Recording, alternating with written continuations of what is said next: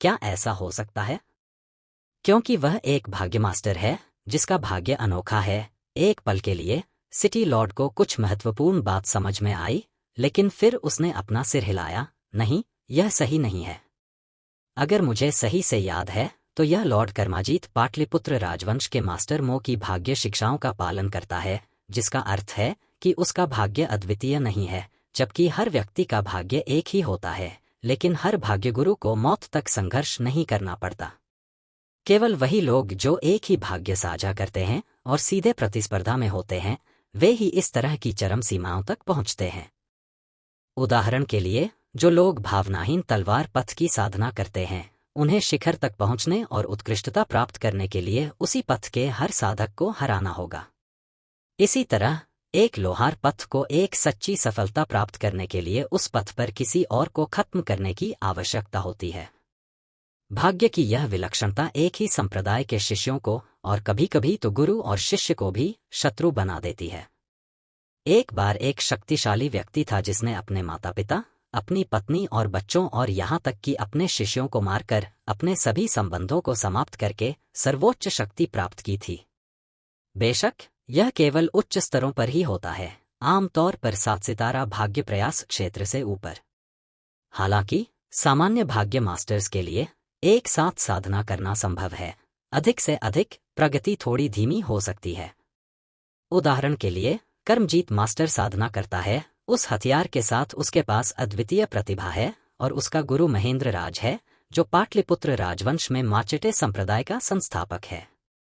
महेंद्र राज केवल 3 सितारा जानने वाले भाग्य क्षेत्र में एक मास्टर है, अभी भी भाग्य प्रयास से दूर है। इसलिए इस माचेटे भाग्य को अद्वितीय होने की आवश्यकता नहीं है, बल्कि इसके प्रभाव का विस्तार करने से लाभ होता है, जो भाग्य के सर्जक के रूप में मोबाई के लिए फायदेमंद है। जब तक वे भाग्य प्रयत्न क्षेत्र तक नहीं पहुंच जाते, तब तक सभी शिष्य और स्टूडेंट्स सुरक्षित रहते हैं। वर्तमान में विपिन, हालांकि उसका विशिष्ट भाग्य अज्ञात है, निस्संदेह माचेटे भाग्य से संबंधित नहीं है। दूसरे शब्दों में, वह कर्मजीत मास्टर के साथ प्रतिस्पर्धा में नहीं है, तो उसे घेर कर क्यों मारा जाए? यह कोई भाग्य प्रतियोगिता नहीं है, बल्कि एक राक्षस है, लियाओ शिकवान ने गंभीरता से कहा। एक राक्षस? सिटी लॉर्ड यम ने भौहें सिकोड़ी। यहां तक कि नगर प्रभु के रूप में भी उन्होंने इस शब्द के बारे में नहीं सुना था। ऐसा कहा जाता है कि यह एक ऐसा व्यक्ति है जो भाग्य को बाधित करने में सक्षम है, जिसे डेस्टिनी हॉल बर्दाश्त नहीं कर सकता। मैं पूरी तरह से बारीकियों के बारे में निश्चित नहीं हूं, लेकिन मुझे पता है कि लॉर्ड लिंग ने पहले ही लियू परिवार को झांग जुआन को घेरने का आदेश दिया है, और यहां तक कि जरूरत पड़ने पर उसे मार डालने का आदेश भी जारी किया है। सिटी लॉर्ड यम अचंभित रह गया। ऐसा आदेश भयावह था। विपिन की प्रतिभा प्रभावशाली थी और उसकी प्रगति तेज थी, लेकिन एक पूरे परिवार और एक डेस्टिनी मास्टर का सामना करते हुए उसके पास कोई मौका नहीं था। क्या करें?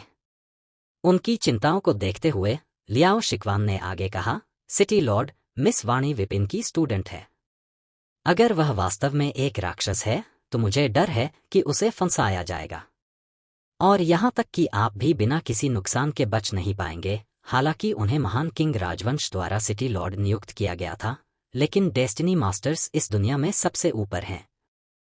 अगर उन्होंने डेस्टिनी हॉल को नाराज किया तो न केवल राजवंश उनकी रक्षा नहीं करेगा, बल्कि वे दूसरों के लिए चेतावनी के रूप में उन्हें दंडित भी कर सकते हैं। आपका क्या सुझाव है? सिटी लॉर्ड ने उसकी ओर देखा। लियाओ शिकवान की आंखों में चमक थी। 2 विकल्प। पहला, सिटी लॉर्ड के महल से सैनिकों को लॉर्ड कर्मजीत मास्टर का समर्थन करने के लिए भेजें, ताकि वे विपिन को पकड़ने में मदद कर सकें, ताकि वफादारी का प्रदर्शन किया जा सके। इस तरह अगर मिस वाणी इसमें शामिल हो जाती है तो हमारे पास लॉर्ड कर्माजीत मास्टर से नरमी बरतने का अनुरोध करने का मौका होगा। आखिरकार अज्ञानता हमें दोष मुक्त करती है। अगर हम सद्भावना से काम करते हैं तो कोई भी गलती समझ में आती है। और दूसरा, पहले की तरह व्यवहार करो। कुछ भी ना जानने का दिखावा करो। चुपचाप मिस वाणी को सूचित करो कि वह विपिन से सारे संबंध तोड़ ले। उस स्थिति में भले ही उसे कुछ हो जाए, लेकिन वह फंसी नहीं जाएगी, और अगर कोई परेशानी आती है तो हमारे पास पैंतरेबाजी करने की गुंजाइश होगी। क्या कोई तीसरा विकल्प नहीं है? सिटी लॉर्ड चुप हो गया। अपने स्वामी की वफादारी की मजबूत भावना को जानते हुए लियाओ शिकवान ने जल्दी से कहा, मेरे स्वामी, याद रखें कि डेस्टिनी मास्टर्स डेस्टिनी हॉल का प्रतिनिधित्व करते हैं। विपिन की सहायता करने से विनाशकारी परिणाम होंगे। आपको इस बात को नजरअंदाज नहीं करना चाहिए। अब सबसे महत्वपूर्ण बात मिस वाणी की सुरक्षा करना है। मैं समझता हूं, सिटी लॉर्ड ने सिर हिलाया, उसकी नजर तेज थी। सिटी लॉर्ड के मेंशन के विशेषज्ञों को इकट्ठा करो और उन्हें लियू परिवार के पास भेजो। उन्हें बताओ कि सिटी लॉर्ड का मेंशन लॉर्ड लिंग के फैसलों का बिना शर्त समर्थन करेगा। हाँ, लियाओ शिकवान ने राहत की सांस ली, थोड़ी उलझन के साथ। और आप, सिटी लॉर्ड? मैं वाणी को ढूंढकर सबसे पहले उसे घर लाऊंगा। अन्यथा, अगर हम उसके टीचर के खिलाफ कार्रवाई करते हैं तो वह विरोध कर सकती है, जिससे और ज्यादा संघर्ष हो सकता है, सिटी लॉर्ड ने कहा। इस बात से राहत महसूस करते हुए कि उनके स्वामी ने एक महत्वपूर्ण क्षण में एक बुद्धिमान निर्णय लिया था, लियाओ शिकवान ने सिर हिलाया, मैं तुरंत इस पर काम करूंगा। उसके जाने के बाद सिटी लॉर्ड ने गहरी सांस ली, रात के कपड़े पहने और तेजी से व्हाइट रॉक अकादमी की ओर बढ़ गया। कुछ ही देर में वह अपनी बेटी के घर पहुंच गया। पिताजी, आप यहाँ क्यों हैं? वाणी उसे अंदर आते देख आश्चर्यचकित होकर खड़ी हो गई। तुम बॉडी टेम्परिंग दायरे के मध्य चरण तक पहुंच गए हो। उसकी अनियंत्रित, विशाल और शक्तिशाली आभा को देखकर सिटी लॉर्ड चकित रह गया। 2 दिन पहले उसने एक प्रसिद्ध युद्ध में ऊर्जा भंडारण क्षेत्र के शिखर को प्राप्त करने की खबर सुनी थी।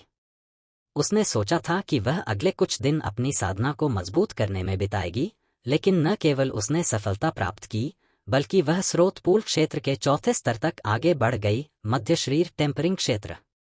यह ताकत संभवतः चेन हाओ जैसे कुछ वरिष्ठ छात्रों से भी अधिक मजबूत थी।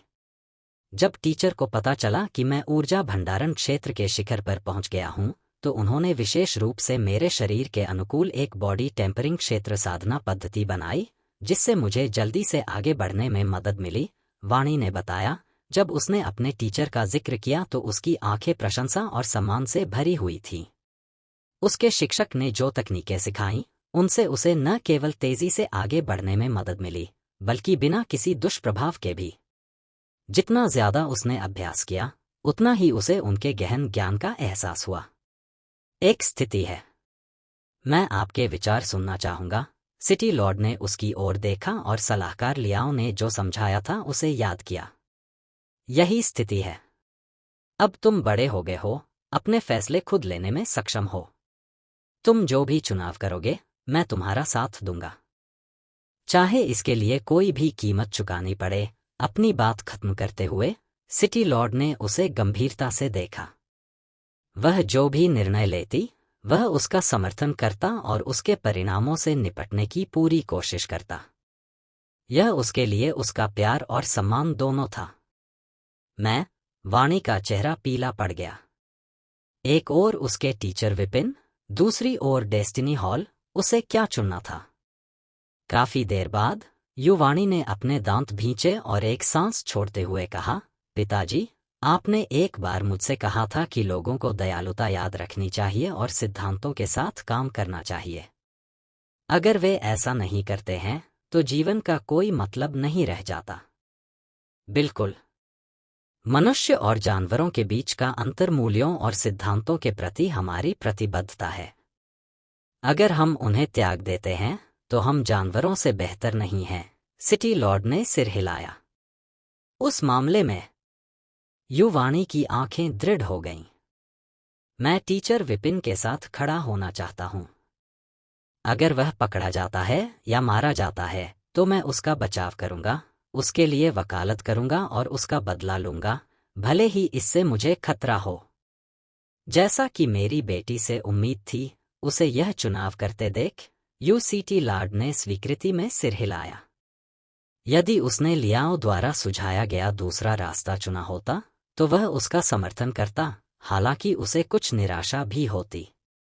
कोई व्यक्ति अपने लिए, दूसरों के लिए या लाभ के लिए चीजों का त्याग कर सकता है, लेकिन अपनी मानवता के लिए कभी नहीं। पिताजी, क्या आप मेरी पसंद से सहमत हैं? युवाणी आश्चर्यचकित था। बिल्कुल, सिटी लॉर्ड ने सिर हिलाया। अगर कोई छात्र अपने शिक्षक की रक्षा नहीं करेगा, जिसने उनकी मदद की है, तो जीवन का क्या अर्थ है? धन्यवाद पिताजी। युवाणी की आंखें लाल हो गईं। मुझे डर है कि मैं तुम्हें नीचे खींच लूंगा।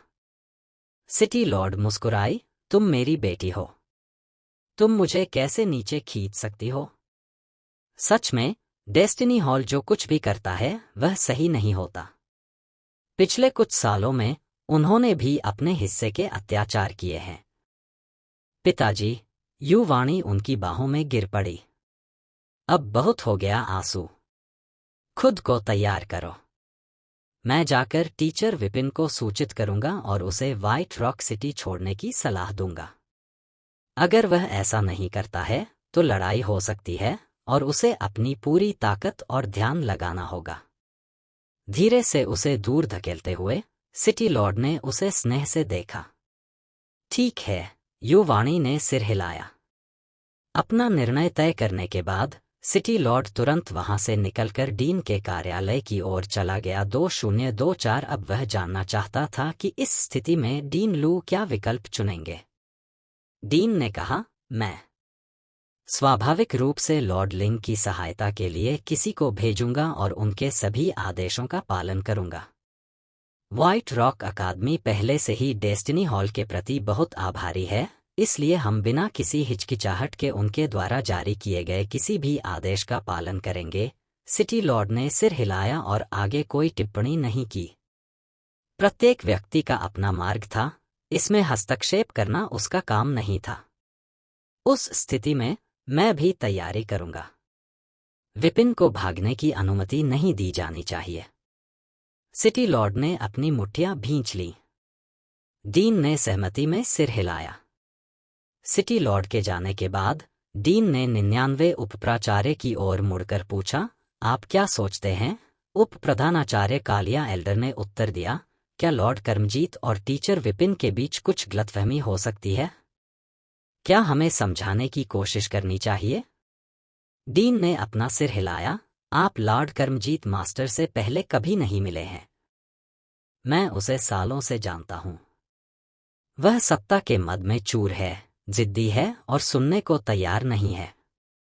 अगर मैं अभी उसे समझाने जाऊंगा तो इससे कोई मदद नहीं मिलेगी, इससे अकादमी भी फंस सकती है। तो फिर हम क्या करें?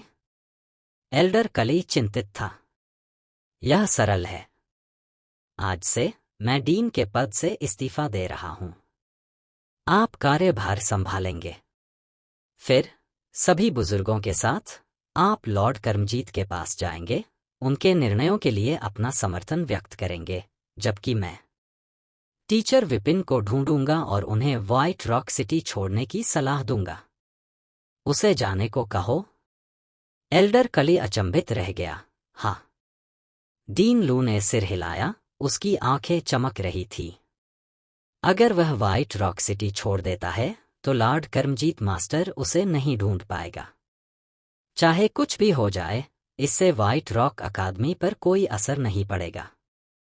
इस तरह मैं उसे सफलता पाने में मेरी मदद करने के लिए चुका दूंगा। और अगर चीजें अलग हो जाती हैं तो मैं अकेले ही इसके परिणाम भुगतूंगा, इसमें अकादमी शामिल नहीं होगी। डीन, एल्डर कली की आंखों में आंसू भर आए। डीन ने धीरे से मुस्कुराते हुए कहा, यह डीन के अधिकार का प्रतीक है। इसे संभाल कर रखो। जब तक व्हाइट रॉक अकादमी को इसमें फंसाया नहीं जाता, तब तक सब ठीक है। अगर ऐसा कभी होता है तो आपको बिना किसी हिचकिचाहट के मुझे सार्वजनिक रूप से निष्कासित कर देना चाहिए। बिना किसी संदेह के निर्णायक बने। अकादमी मेरे बिना भी काम चला सकती है, लेकिन इस मामले में उसे नहीं फंसाया जा सकता। यह समझते हुए कि डीन ने अपना मन बना लिया है, एल्डर कली को पता था कि अब और समझाने का कोई मतलब नहीं है। उसने अपनी मुट्ठियां बांध लीं और सिर झुकाया। समझ गया। डीन ने कुछ और नहीं कहा और तेजी से डीन के कार्यालय से बाहर निकल गया। अराजक भाग्य प्रैक्टिशन वास्तव में क्या था? उसे यकीन नहीं था। न ही उसे पता था कि यह यहाँ लागू होता है या नहीं। लेकिन वह विपिन को अच्छी तरह से जानता था, स्थिर, विनम्र, जिम्मेदार और अपनी अद्वितीय प्रतिभा के बावजूद अहंकार का एक अंश भी नहीं। महत्वाकांक्षा के लिए ऐसे व्यक्ति को मारना हमेशा के लिए विवेक पर दाग छोड़ देगा। यही कारण था कि जब सिटी लॉर्ड उसके पास पहुंचा तो डीन ने पहले ही अपना मन बना लिया था। लेकिन व्हाइट रॉक अकादमी की सुरक्षा के लिए वह किसी भी तरह के संबंध से इनकार ही कर सकता था। तेजी से आगे बढ़ते हुए डीन ने एक काले रंग की पोशाक पहनी और अपना चेहरा ढकते हुए अकादमी से बाहर निकला। 10 मिनट बाद वह एक बड़े एस्टेट पर पहुंच गया। एल्डर कली लेखक द्वारा एकत्रित की गई खुफिया जानकारी के अनुसार विपिन वर्तमान में किसी को तावीज लिखने में मार्गदर्शन कर रहा था। यदि वह सफल होता तो उसे 500,000 स्रोत सिक्कों का इनाम मिलता।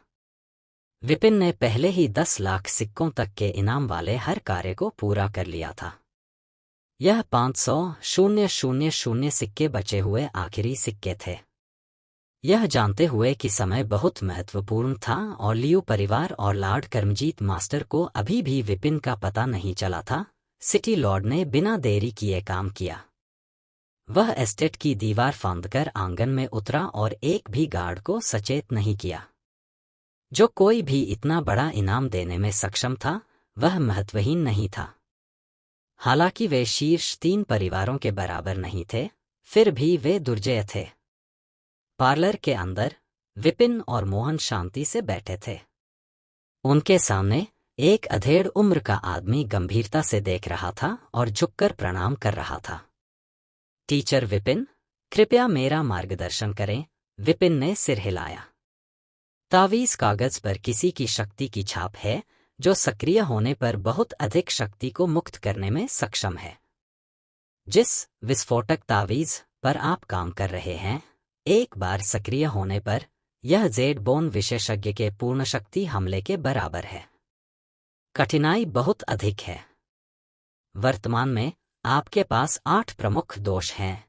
पहला, अंकन प्रक्रिया के दौरान अपर्याप्त ध्यान। हालांकि विपिन की स्रोत दुनिया में तावीज़ों के बारे में समझ सीमित थी, लेकिन स्वर्गीय पथ की लाइब्रेरी ने आसानी से खामियों को उजागर कर दिया। उन्हें इंगित करना और सुधार के बारे में निर्देश देना मुश्किल नहीं था। धन्यवाद, टीचर विपिन। अधेड़ उम्र के आदमी का चेहरा गंभीर हो गया। उसने विपिन द्वारा पहचानी गई हर कमी को स्वीकार किया जो उसके अपने अनुभवों के अनुरूप थी।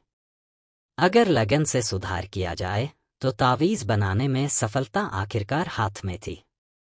मुझे धन्यवाद देने की कोई जरूरत नहीं है। अगर आपके पास और सवाल हैं तो बेझिझक पूछें, विपिन ने समान भाव से कहा। बेशक, उस आदमी ने इशारा किया और उसके प्रबंधक ने विपिन को 500,000 सोर्स सिक्के थमा दिए। विपिन ने भुगतान स्वीकार कर लिया और मोहन को अलविदा कहने के बाद जाने लगा। वह अचानक रुक गया, भौहें ऊपर उठीं। हवा से एक मुड़ा हुआ नोट उसकी हथेली में तैर आया। उसने उसे खोला तो उसमें 4 शब्द थे, तुरंत बाहर मिलो। भौहें सिकोड़ते हुए विपिन आंगन के प्रवेश द्वार की ओर गया और उसने एक गली के अंत में काले कपड़े पहने एक व्यक्ति को प्रतीक्षा करते देखा। कौन? उसने बोलना शुरू किया, लेकिन इससे पहले कि वह पूरा कर पाता, आकाश में तलवार की ऊर्जा की एक किरण चमक उठी। एक और काले कपड़े पहने व्यक्ति नीचे उतरा और पहले व्यक्ति पर ब्लेड से हमला कर दिया। क्लैंग! पहली आकृति ने ठंडी प्रतिक्रिया व्यक्त की, 5 उंगलियां फैलाकर एक घुमावदार बल छोड़ा, जिससे तलवार हवा में ही फंस गई तथा धातु की झनकार की एक श्रृंखला के साथ वह ढीली पड़ गई। दूसरी आकृति ने कहा, स्वेलोज स्प्रिंग से 3 नल। क्या आप शहर के स्वामी सिटी लॉर्ड हैं? और आप डीन हैं? सिटी लॉर्ड यम ने पहचानते हुए कहा।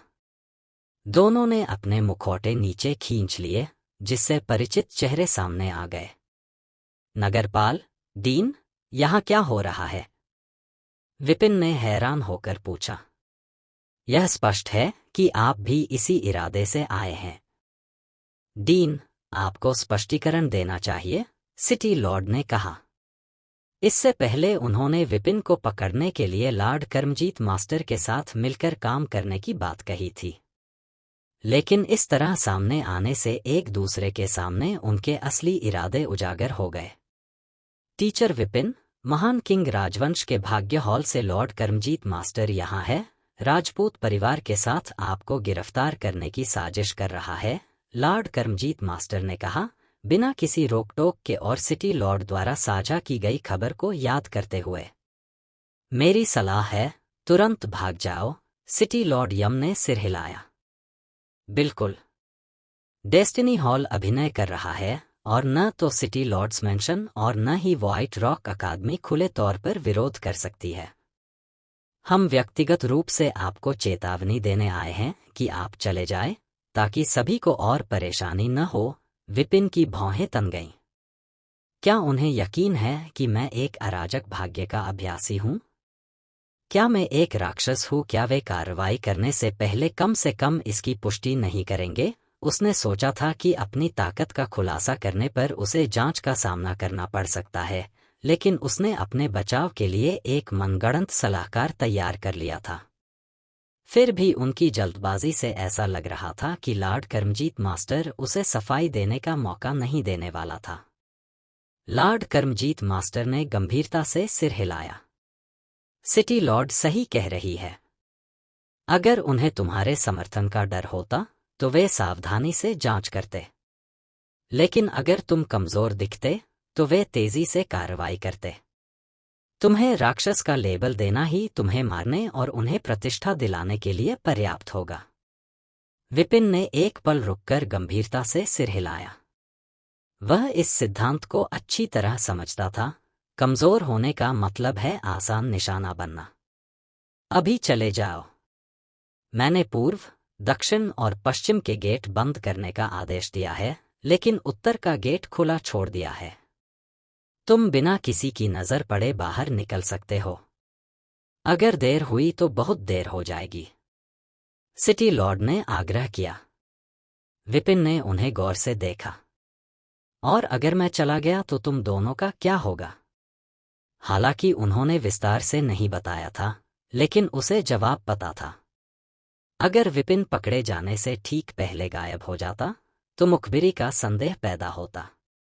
इन दो लोगों, एक उसके छात्र का पिता और दूसरा जिसने अकादमी में उसका समर्थन किया था, को अनिवार्य रूप से परिणाम भुगतने होंगे। विशेषकर युवाणी और विनय, जिन पर भी संभवतः आरोप लगाया जाएगा। हमारे पास खुद को बचाने के लिए पर्याप्त स्थिति है। ठोस सबूत के बिना लॉर्ड कर्मजीत मास्टर बहुत दूर जाने की हिम्मत नहीं करेगा, सिटी लॉर्ड ने समझाया। लॉर्ड कर्मजीत मास्टर की ताकत क्या है? क्या आप जानते हैं? विपिन ने बीच में टोकते हुए कहा, उसे सोर्स पूल क्षेत्र, धर्म पहलू के 9वें स्तर पर होना चाहिए। मैं अभी अभी वहां पहुंचा हूं, इसलिए वह मुझसे ज्यादा ताकतवर है, सिटी लॉर्ड ने स्वीकार किया। दक्ष रैंक, विपिन की आंखें चमक उठीं। हालांकि वह इस अवस्था तक नहीं पहुंचा था, लेकिन लाइब्रेरी में विवरण मौजूद थे। एक शक्तिशाली आत्मा वाला साधक एक दक्ष बना सकता है, आत्मा शक्ति के साथ हमला कर सकता है। अदृश्य और अप्रत्याशित, ऐसे हमले एक दिव्य आत्मा विशेषज्ञ के लिए भी पागलपन या मौत का कारण बन सकते हैं। इसने दक्ष रैंक के अभ्यासियों को दुर्जय बना दिया। वे स्रोत पूल क्षेत्र के शिखर पर खड़े थे, जो कि अधिकांश से बेजोड़ था। इस क्षेत्र में फुयुआन जैसा शहर 9वें स्तर के स्वामी के लिए प्रसिद्ध था। प्रतिस्पर्धी शहर इसे चुनौती नहीं दे सकते थे। हालांकि ऐसी शक्ति प्रभावशाली थी, लेकिन विपिन बहुत चिंतित नहीं था। आत्मा के हमले, जिनसे अधिकांश लोग डरते थे, उसके लिए कोई बड़ा खतरा नहीं थे। जब तक कोई प्रतिद्वंद्वी पूरी दुनिया को नष्ट नहीं कर सकता, तब तक उनका उस पर कोई प्रभाव नहीं था। उसके लिए ये हमले का सबसे कमजोर रूप थे। इसके अलावा, जबकि दक्ष रैंक साधक अपनी आत्मा की शक्ति को अपने शरीर के साथ मिलाकर भारी शक्ति प्राप्त कर सकते थे, विपिन स्रोत दुनिया को जलाकर समान शक्ति प्राप्त कर सकता था। इसलिए अगर लॉर्ड करमजीत मास्टर इस स्तर पर था तो वह उतना कमजोर नहीं था जितना वह दिख रहा था। स्वर्ग के मार्ग की लाइब्रेरी के साथ वह ऊपरी हाथ भी हासिल कर सकता है। हाँ, यह सही है। खुद के अलावा उसके पास एक दिव्य आत्मास्तर का ब्लैक स्केल्ड फीनिक्स ईगल है। साथ में वे दक्ष स्तर से नीचे लगभग अजेय हैं। उसकी प्रतिभा और लाभों के साथ आपको बहुत देर होने से पहले ही चले जाना चाहिए, सिटी लॉर्ड ने आग्रह किया। तुम्हारी प्रतिभा के साथ तुम्हें उससे आगे निकलने में ज्यादा समय नहीं लगेगा।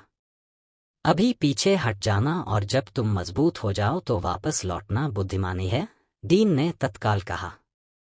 उनकी ईमानदारी देखकर विपिन का दिल कृतज्ञता से भर गया। गहरी सांस लेते हुए वह मुस्कुराया। मैं आपकी चिंता की सराहना करता हूं, लेकिन मैं नहीं जाऊंगा। अगर वे मुझे कमजोर समझते हैं और महिमा के लिए मेरी जान लेने का इरादा रखते हैं तो मैं यह सुनिश्चित करूंगा कि हर कोई जान जाए कि यह एक गंभीर गलती है। नहीं छोड़। सिटी लॉर्ड और डीन ने एक दूसरे को देखा और दोनों के माथे पर बल पड़ गए। मैंने कुछ भी गलत नहीं किया है, मुझे क्यों जाना चाहिए? विपिन ने अपना सिर हिलाते हुए उन्हें आश्वस्त किया। मैं आपके अच्छे इरादों की सराहना करता हूं, लेकिन मेरे पास रहने के अपने कारण हैं। भागने से समस्या हल नहीं होगी। दूसरा पक्ष डेस्टिनी हॉल का प्रतिनिधित्व करता है। अगर वह भाग गया तो यह एक राक्षस के रूप में उसके लेबल की पुष्टि करेगा और पूरा महाद्वीप उसका शिकार करना शुरू कर देगा।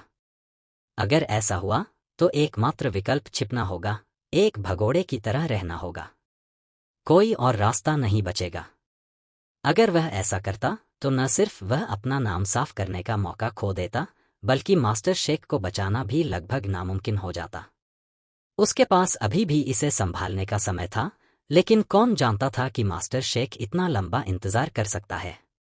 इसलिए इस पर विचार करने के बाद सबसे तेज समाधान यह था। यदि वह उन्हें हरा नहीं सकता था तो वह उनके साथ शामिल हो जाएगा। अगर वह किसी तरह साबित कर सके कि वह एक मजबूत पृष्ठभूमि वाला डेस्टिनी मास्टर है तो भले ही लॉर्ड करमजीत मास्टर महत्वाकांक्षी हो, वह कोई कदम उठाने की हिम्मत नहीं करेगा। इसके और भी लाभ थे। सबसे पहले वह डेस्टिनी हॉल में घुसपैठ करने और कोंगशी के ठिकाने की जांच करने के अवसर का उपयोग कर सकता था, उसके बचाव की तैयारी कर सकता था। दूसरा, वह अधिक स्वर्ग की भाग्य ऊर्जा प्राप्त कर सकता था, जिससे उसकी साधना में तेजी आ सकती थी। बेशक यह जोखिम भरा था। अगर वह पकड़ा गया तो भागना भी असंभव होगा, लेकिन अगर वह जोखिम नहीं उठाता तो उसे वह कभी नहीं मिल पाता जो वह चाहता था। अगर वह हमेशा सतर्क रहता तो मास्टर टीचर महाद्वीप पर वह अनगिनत बार मर चुका होता। यह इस बारे में नहीं है कि क्या तुमने कुछ गलत किया है। सिटी लॉर्ड चिंतित दिख रहा था। जब वह अपनी बात जारी रखने वाला था तभी जल्दबाजी में आए कदमों की आवाज ने उसे रोक दिया। सभी ने व्हाइट रॉक अकादमी के महान बुजुर्ग रान किंगक्सू को गली के प्रवेश द्वार पर आते देखा। बुजुर्ग चिंतित दिखे, लेकिन जब उन्होंने उन्हें गली में देखा तो वह डीन के पास जाने से पहले रुक गए। डीन, देवजीत ने अकादमी में एक बड़े समूह का नेतृत्व किया और युवाणी, लियू मानसी और विनय को हिरासत में ले लिया है और यह जानना चाह रहे हैं कि टीचर विपिन कहाँ हैं। उन्होंने वाणी को पकड़ लिया। सीटी लॉर्ड का चेहरा काला पड़ गया। हाँ, रैन किंगक्सू ने सिर हिलाया। सलाहकार, लियाओ क्या कर रहा है? सिटी लॉर्ड गुस्से में दहाड़ा। हालांकि उसे उम्मीद थी कि ऐसा हो सकता है, लेकिन अब जब ऐसा हो गया तो वह क्रोधित हो गया। बाकी सब मुझ पर छोड़ दो। जल्दी से वापस जाओ और मेरे साथ नजर आने से बचो, इससे मामला और उलझ जाएगा, विपिन ने सलाह दी। यह देखकर कि वे उसे रोक नहीं सकते और डेस्टिनी मास्टर के संयम की पूर्ण कमी से हैरान होकर सिटी लॉर्ड और डीन ने तेजी से प्रस्थान करने से पहले एक दूसरे को देखा। युवा मास्टर, हमें क्या करना चाहिए? मोहन ने पूछा। तुम अभी इतने मजबूत नहीं हो। अपनी ताकत बढ़ाने के लिए सामग्री जुटाने पर ध्यान दो, बाकी सब मैं संभाल लूंगा, विपिन ने इशारा किया। मोहन ने जल्दी से आगे बढ़ते हुए कहा, नहीं, मैं आपके साथ रहूंगा, यंग मास्टर। अगर हम खतरे का सामना करते हैं तो भले ही मैं कमजोर हूं, फिर भी मैं मदद कर सकता हूँ। इसके अलावा मैं आपके इरादों को अच्छी तरह से जानता हूँ। ऐसे समय होते हैं जब बेहतर होता है कि मैं आपकी बात करूं। मैं आपका सबसे अच्छा प्रवक्ता हूं। विपिन ने विराम लिया। सच है, यह आदमी उसके साथ कई परीक्षणों से गुजरा था और वास्तव में ऐसी बातें थीं जो मोहन के लिए कहना आसान होगा। चलो चले। यह बात ध्यान में रखते हुए विपिन ने सिर हिलाया, कालिया घोड़ा पर सवार हुआ और व्हाइट रॉक अकादमी की ओर सरपट दौड़ पड़ा। व्हाइट रॉक अकादमी के अंदर देवजीत, लॉर्ड अमरीश और लॉर्ड कर्मजीत मास्टर दर्जनों शक्तिशाली बुजुर्गों से घिरे हुए एक साथ खड़े थे। उनके सामने युवाणी, लियू मानसी और विनय को सैनिकों ने रोक रखा था, जो थोड़े अव्यवस्थित दिख रहे थे। मुझे बताओ कि विपिन कहाँ है और मैं उस पर भरोसा करने में आपकी अज्ञानता को अनदेखा कर दूंगा। यदि नहीं, डेस्टिनी हॉल आपको एक राक्षस के साथ जुड़ने के परिणाम दिखाएगा। लॉर्ड कर्मजीत मास्टर की आवाज शांत थी और उसने उपेक्षापूर्ण इशारा किया। अज्ञान? संगति? मुझे समझ नहीं आ रहा कि आपका क्या मतलब है, सर लियो। मानसी ने चुनौती भरे अंदाज में अपनी भौहें उठाईं। लॉर्ड कर्मजीत मास्टर ने उसे अनदेखा किया और लियो देवजीत की ओर मुड़ा। लियो परिवार के मुखिया, यह आपकी बेटी है? हाँ। देवजीत का चेहरा पीला पड़ गया और उसने अपनी बेटी को घूरते हुए देखा। उसकी आंखों में क्रोध की ज्वाला भड़क रही थी। मानसी, क्या तुमने अभी तक बहुत परेशानी खड़ी कर दी है? हमें तुरंत बताओ कि विपिन कहाँ है और उसे सुधारो। या क्या तुम पूरे लियू परिवार को अपने साथ घसीटना चाहती हो, हमें नीचे घसीटना? टीचर विपिन ने क्या अपराध किया है? मानसी ने साहसपूर्वक पूछा। लॉर्ड कर्मजीत मास्टर शाही राजधानी के डेस्टिनी हॉल से एक डेस्टिनी मास्टर है। उसे संदेह है कि विपिन एक राक्षस है और वह उसे पकड़ने आया है। एक राक्षस डेस्टिनी हॉल की वांछित सूची में एक अपराधी है जो अविश्वसनीय रूप से खतरनाक है और उसे खत्म किया जाना चाहिए। क्या आप इसकी गंभीरता को समझते हैं? देवजीत की भौहें तन गईं और वह चिल्लाया, ऐसे महत्वपूर्ण समय पर जिद्दी होना बंद करो, नहीं तो मैं तुम पर कोई दया नहीं दिखाऊंगा। संदिग्ध? तो इसकी पुष्टि नहीं हुई है। फिर भी आप पहले से ही एक शिक्षक की तलाश के लिए सेना जुटा रहे हैं और उसके ऊपर उसके छात्रों को मजबूर कर रहे हैं। क्या वास्तव में डेस्टिनी हॉल इसी तरह काम करता है? मानसी ने अपना सिर हिलाया। इसके अलावा टीचर विपिन ने हमें अमूल्य सबक सिखाया है। एक दिन का शिक्षक जीवन भर के लिए पिता की तरह होता है। अगर मुझे उनका ठिकाना भी पता होता तो मैं उसे नहीं बताती। वास्तव में यदि आप चाहते हैं कि हम टीचर विपिन को धोखा दें तो सपने देखते रहें। युवाणी ने सहमति में सिर हिलाया। मैं भी, विनय ने कहा। लॉर्ड कर्मजीत मास्टर ने ठंडी निगाह से लियू देवजीत की ओर देखा। आपकी बेटी की ज़बान बहुत तीखी है। देवजीत राजपूत के माथे से ठंडा पसीना टपकने लगा और वह जल्दी से झुक गया। माफी चाहता हूं, लॉर्ड कर्माजीत। मैं इस अवज्ञाकारी लड़की को खुद ही संभाल लूंगा और उसे इसके परिणाम समझा दूंगा। कोई जरूरत नहीं, मैं इसे संभाल लूंगा। लॉर्ड कर्मजीत आगे बढ़ा और तीनों छात्रों को शांत भाव से देखा। तुम उसके प्रति वफादार हो, मैं देख रहा हूं।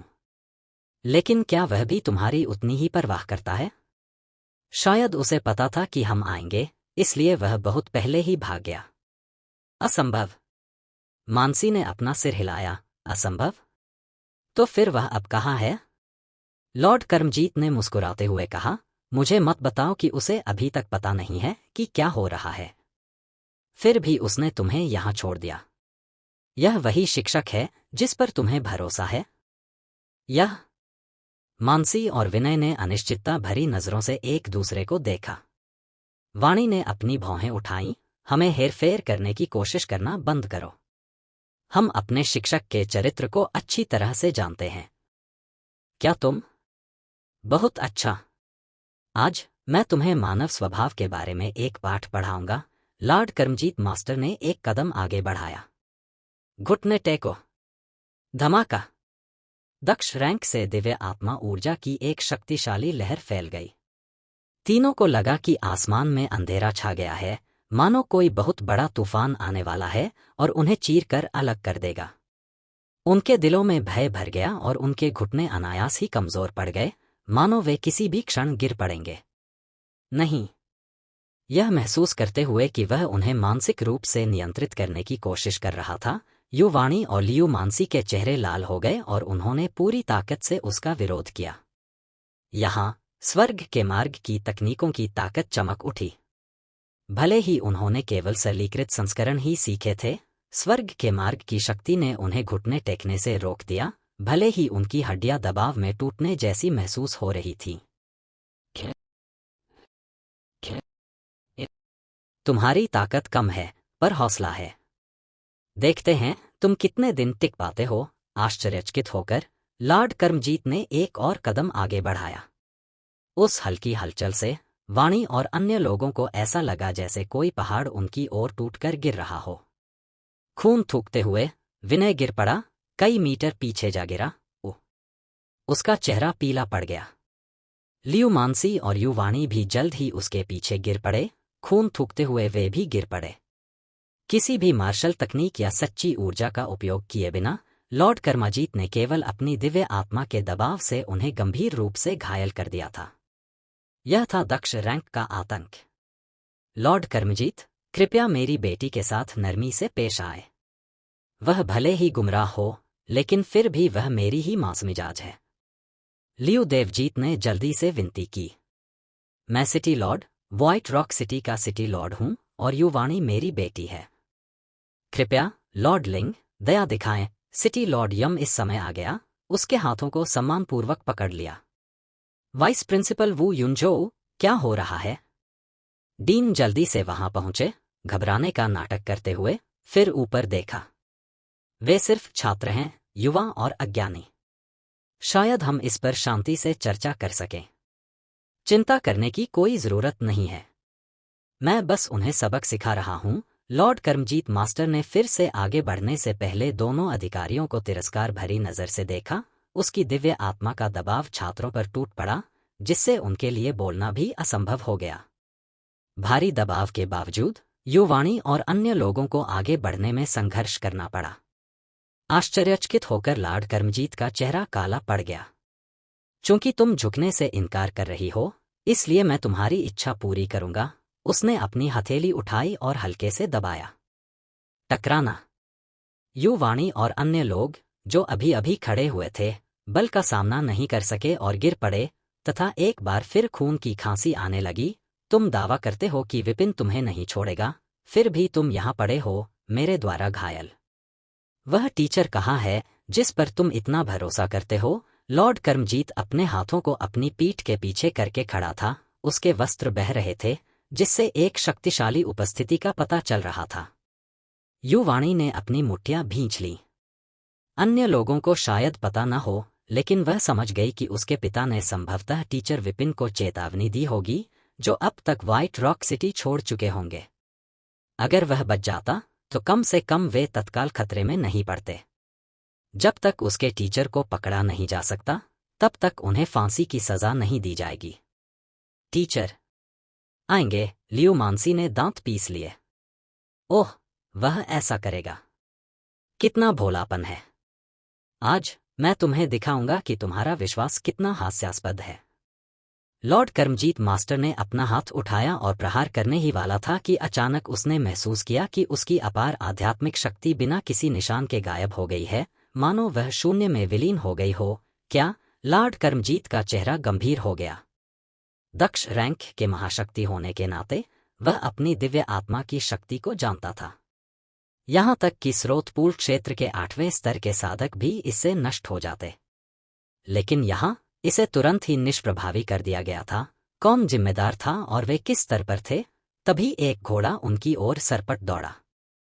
पलक झपकते ही सवार एक नौजवान आ गया, जो आसानी से अपनी लगाम खींच रहा था। घोड़ा चट्टान की तरह स्थिर होकर पीछे की ओर बढ़ा।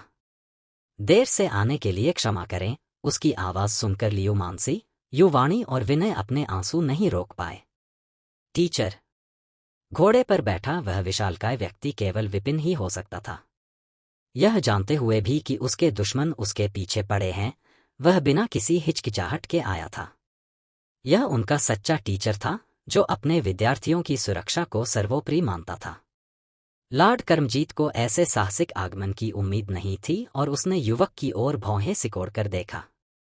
वह 24 या 25 साल का था और उसकी नजरें गहरी थीं। उसकी साधना को पहचानना मुश्किल था, लेकिन उसका संयमित व्यवहार अथाह गहरा था। उसके साथ एक मोटा आदमी था, जो ठंडी, उपेक्षापूर्ण नजर से देख रहा था, मानो उसके सामने खड़े लोग सिर्फ चींटियां हों। लॉर्ड कर्मजीत मास्टर ने अपनी दिव्य आत्मा को मोटे आदमी की ओर बढ़ाया, जिसने, उसके आश्चर्य के लिए, अपनी साधना को खुले तौर पर प्रकट कर दिया। ऊर्जा भंडारण क्षेत्र। लॉर्ड कर्मजीत मास्टर का मुंह फड़क उठा। उसने मान लिया था कि वह आदमी अत्यधिक कुशल है, फिर भी वह स्रोतपूर्ण क्षेत्र के तीसरे स्तर पर था, ऊर्जा भंडारण के शिखर पर, केवल 5 इकाइयों की शक्ति के साथ। और उसने उसे नीचे देखने की हिम्मत कैसे की? खुश होकर लॉर्ड कर्मजीत ने अपने मन में बची हुई सारी इज्जत खो दी। अपनी आंखें सिकोड़ते हुए उसने विपिन की तरफ देखा। तुम जरूर विपिन होगे। इससे पहले कि वह अपनी बात पूरी कर पाता, उस मोटे आदमी की भौहें तन गईं। तुम्हारी हिम्मत कैसे हुई? तुम कौन होते हो हमारे युवा मास्टर को नाम से पुकारने वाले? क्या? लॉर्ड कर्मजीत और अन्य दंग रह गया। एक साधारण शक्ति संचय साधक उससे इस प्रकार बात करने का साहस कैसे कर सकता है? यहां तक कि लॉर्ड अमरीश और लियू देवजीत भी हैरान रह गए।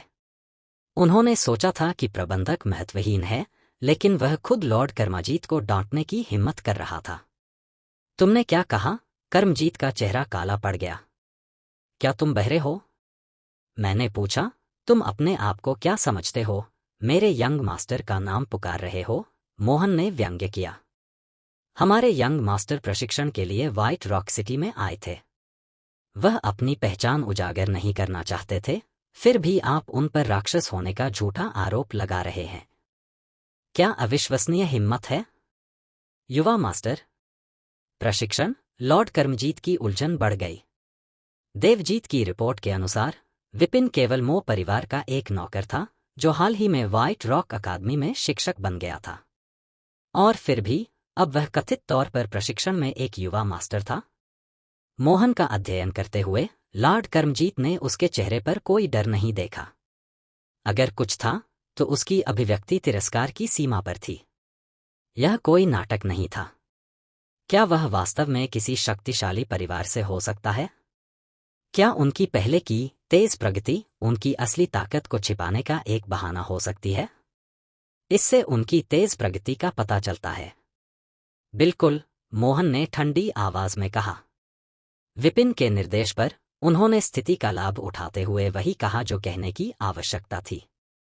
विपिन खुद हस्तक्षेप नहीं करना चाहता था, इसलिए वह घोड़े से उतरा और युवाणी और लियू मानसी के पास गया। क्या आप ठीक हैं? हम ठीक हैं, टीचर, युवाणी ने जल्दी से कहा। लियू मानसी का चेहरा गर्व से चमक उठा। गुरुजी, लियू मानसी ने आपको निराश नहीं किया है। आपने अच्छा किया। उनकी नब्ज जांचते हुए विपिन ने राहत की सांस ली। वे गंभीर रूप से घायल लग रहे थे, लेकिन नुकसान बहुत ज्यादा नहीं था, संभवतः सिटी लॉर्ड और देवजीत की मौजूदगी के कारण। जैसे ही विपिन घोड़े से उतरा, मोहन ने लॉर्ड कर्मजीत मास्टर को घूरते हुए उसका पीछा किया। आपको बेहतर होगा कि आप उम्मीद करें कि मिस वाणी और बाकी लोग सुरक्षित रहें, वरना माचेटे संप्रदाय इस दुनिया में ज्यादा दिन तक नहीं टिक पाएगा। लॉर्ड कर्मजीत मास्टर हिचकिचाया, उसका हमला करने का इरादा फीका पड़ गया। क्या विपिन वास्तव में एक शक्तिशाली परिवार का युवा स्वामी हो सकता है? मोहन ने धूर्त मुस्कान के साथ उसकी ओर मुड़कर कहा। लॉर्ड कर्मजीत, इसे हम दोनों के बीच ही रहने दें, या फिर मैं सबके साथ सच्चाई साझा कर दूं। हिलकर लॉर्ड कर्मजीत ने टकराव को बढ़ाने का निर्णय नहीं लिया। लॉर्ड कर्मजीत का संदेह गहरा गया और वह पूछे बिना न रह सका, क्या आप माचेटे फेट के बारे में जानते हैं? मोहन ने शांत भाव से उत्तर दिया, स्वाभाविक रूप से। इतना ही नहीं, बल्कि मैं आपका सबसे बड़ा रहस्य भी जानता हूं। लॉर्ड कर्मजीत ने अचानक से उपहास किया। मेरे पास ऐसा कौन सा रहस्य हो सकता है? क्या तुम्हें मुझ पर विश्वास नहीं है? मोहन ने मुस्कुराते हुए धीमी आवाज में कहा, जिसे केवल कर्मजीत ही सुन सकता था। अगर मेरी जानकारी सही है, तो जब आपने पहली बार माचेट पथ की साधना शुरू की थी, तो आपने एक छोटी सी गलती की थी। इस वजह से हर बार जब आप अपना ब्लेड चलाते हैं तो सच्ची ऊर्जा का एक अंश उन जगहों पर प्रवाहित होता है जहां उसे नहीं होना चाहिए, जिससे धीरे धीरे रुकावट पैदा होती है। एक या दो बार कोई बड़ी बात नहीं है, लेकिन समय के साथ वह ऊर्जा एक ऐसे क्षेत्र में इकट्ठा हो जाती है जो गंभीर दर्द की ओर ले जाती है, जिसे कम करना असंभव है। 17 साल पहले बदला लेने के दौरान आपने जोखिम की अनदेखी की और माचट पथ में सबसे शक्तिशाली चाल चली। उस हमले की ताकत इतनी तीव्र थी कि आपके शरीर का एक खास हिस्सा फट गया और अलग हो गया, जिससे आपको एक अपूरणीय पछतावा हुआ। हालांकि हर बादल में एक चांदी की परत होती है। उस भाग के चले जाने से आपकी शिरोबिंदु अधिक तरल हो गई और माचटे पथ, जो कभी उबड़-खाबड़ और अजीब था, सहज और सामंजस्यपूर्ण हो गया, जिससे आपकी साधना की गति में तेजी आई। हालांकि इसने पथ की सहज उग्रता को भी कम कर दिया। आपने अपने गुरु मोबाई से भी परामर्श किया, जिन्होंने आपको आश्वस्त किया कि अस्तित्व तर्कसंगत है और आपसे आग्रह किया कि आप वैसे ही साधना जारी रखें जैसे आप कर रहे थे। दूसरों को आपकी स्थिति का पता न चले, इसके लिए आपने पाटलिपुत्र राजवंश में भाग्य हॉल को छोड़ दिया और इस दूरस्थ महान किंग राजवंश में आ गए और मजबूत शरीर वाले भाग्य रक्षकों की भर्ती की, लेकिन वे सभी एक ही पीड़ा से पीड़ित हैं। मोहन का चेहरा ठंडा पड़ गया और उसकी आवाज धीमी होकर फुसफुसाने लगी, तो लॉर्ड कर्मजीत, क्या मैंने सही समझा? तुम लॉर्ड कर्मजीत मास्टर का पूरा शरीर कांप उठा, उसकी पुतलियां सदमे से सिकुड़ गईं। यदि उसने इसे नकारने की कोशिश की, लेकिन वह सच जानता था, मोहन के शब्द बहुत सटीक थे। माचटे पथ एक बहुत ही मर्दाना तकनीक थी, जिसमें अभ्यासकर्ता को 5 प्रमुख यांग मेरिडियन में ऊर्जा प्रवाहित करनी होती थी और दोपहर के समय सौर ऊर्जा को अवशोषित करना होता था। तभी वे ब्लेड को उसकी पूरी क्षमता तक सशक्त बनाने के लिए सर्वोच्च मर्दाना शक्ति का उपयोग कर सकते थे। सालों पहले लॉर्ड कर्मजीत मास्टर की ऊर्जा एक नाजुक जगह पर इकट्ठा हो गई थी। हर बार जब वह अभ्यास करता था तो उसकी ऊर्जा का एक हिस्सा वहां इकट्ठा हो जाता था, जब तक कि यह खतरनाक स्तर तक नहीं पहुंच जाता। जब उसे आखिरकार अपने दुश्मन से लड़ने का मौका मिला तो वह उन्हें मारने में कामयाब रहा, लेकिन अतिरिक्त ऊर्जा ने अपूरणीय क्षति पहुंचाई। उस दिन से उसका शारीरिक रूप बदल गया था, जिससे उसे एक असामान्य लाभ मिला। उसकी साधना सुचारू रूप से आगे बढ़ी, मानो बाधाओं से मुक्त हो।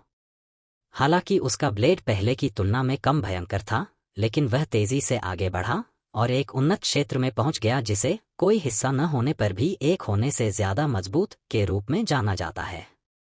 फिर भी इस बदलाव ने उसकी मर्दानगी छीन ली थी, जो एक बहुत ही अपमानजनक परिणाम था। इस रहस्य को छिपाने के लिए उसने केवल भाग्य रक्षकों को भर्ती किया, जो उसी पीड़ा को साझा करते थे, सच्चाई को छिपाने के लिए अन्य तरीकों का इस्तेमाल करते थे। यह घटना सालों से दबी हुई थी और पाटलिपुत्र राजवंश में सिर्फ एक छोटे से दायरे में ही इसकी जानकारी थी और वहां भी इसे गुप्त रखा गया था। यह तथ्य कि सन कियांग ने इस घटना के बारे में छोटी से छोटी जानकारी तक को उजागर कर दिया था, कर्मजीत को हैरान और भयभीत कर गया। क्या यह हो सकता है कि विपिन वास्तव में किसी कुलीन कबीले का युवा गुरु था जो प्रशिक्षण के लिए इस सुदूर शहर में आया था? अगर ऐसा है तो उस पर अराजक भाग्य का अभ्यासी होने का आरोप लगाना मौत को दावत देने जैसा होगा।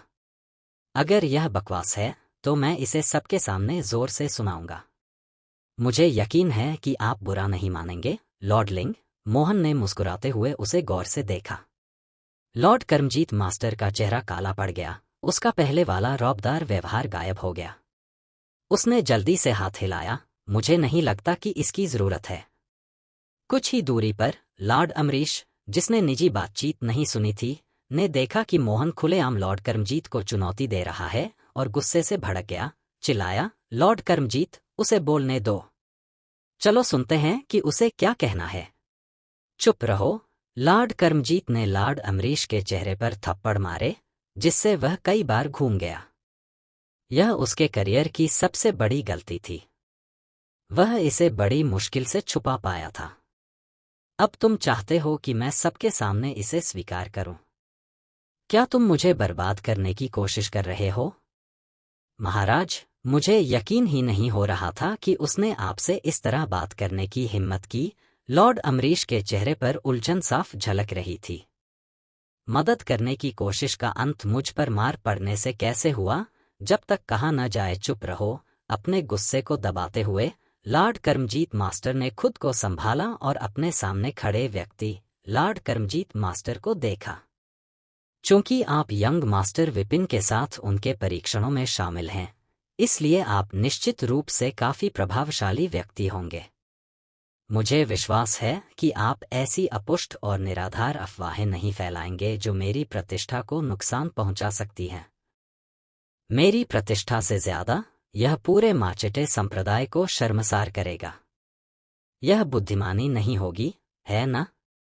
जैसा कि एक अनुभवी भाग्य गुरु से अपेक्षा की जाती है, लॉर्ड कर्मजीत मास्टर ने तेजी से ध्यान केंद्रित किया तथा माचेटे संप्रदाय की प्रतिष्ठा का आह्वान किया।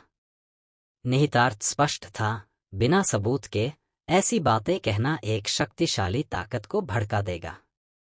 भले ही वह एक मामूली व्यक्ति हो, लेकिन भाग्य पर नियंत्रण रखने के लिए जाने जाने वाले एक गुट का अपमान करने के गंभीर परिणाम होंगे। भले ही आप किसी प्रतिष्ठित परिवार से हों, आप आसानी से बच नहीं पाएंगे। यह समझते हुए मोहन ने सहजता से हाथ हिलाकर मुस्कुराया। आप प्रभावशाली हैं। लॉर्ड कर्मजीत का चेहरा गुस्से से लाल हो गया, दांत भींच लिए। मैं न केवल माचेटे संप्रदाय का प्रतिनिधित्व करता हूं, बल्कि डेस्टिनी हॉल का डेस्टिनी मास्टर भी हूं। मोहन ने बीच में टोकते हुए कहा, आप शानदार हैं। लॉर्ड कर्मजीत का चेहरा काला पड़ गया और एक लंबे विराम के बाद उसने तेजी से सांस छोड़ी। ठीक है, मैं मानता हूं कि मैंने पूरी जांच किए बिना काम किया। हालांकि क्या विपिन राक्षस है या वास्तव में परीक्षण पर था, यह सिर्फ आपका दावा है। मैं फिर भी अपनी जांच करूंगा, जितना चाहो जांच करो। मैं बस सबको बताता रहूंगा कि तुम कितने उत्कृष्ट हो, मोहन ने जवाब दिया। तुम? लॉर्ड कर्मजीत मास्टर की आंखें निराशा से भर गईं। क्या हम अपने शब्दों में थोड़ा और सुधार कर सकते हैं?